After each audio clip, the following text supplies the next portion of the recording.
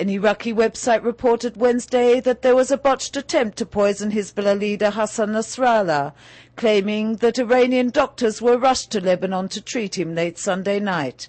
Hezbollah officials have denied the report. Since the Second Lebanon War, fearing for his life, Nasrallah spent most of his days in the bunkers. Earlier this year, Live TV interviewed former Mossad operative Mishka Ben David, who discussed the botched attempt by the Mossad in 1997 to target Khaled Masha. Obviously, among the thousands or at least hundreds of operations carried out either by the Mossad or other intelligence networks from abroad, operations can go wrong.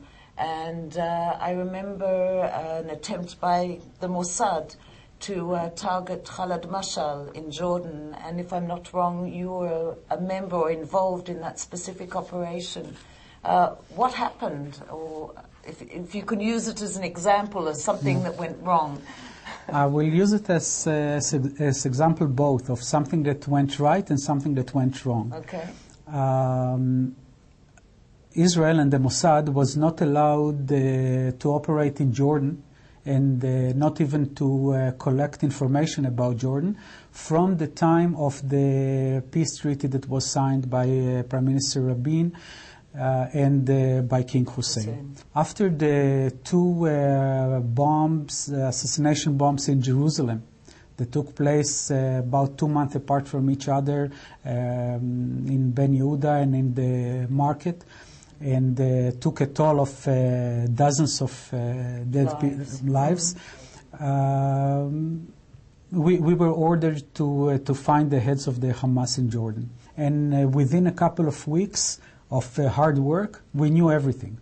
We knew where Mashal and where the other top members of the Hamas live, what cars do they have, where do they work, their routine, etc. We were ready for an operation. Netanyahu's will, and I think that it's a very legitimate one by a prime minister, was that Mashal will be dead without anyone knowing that he was killed altogether.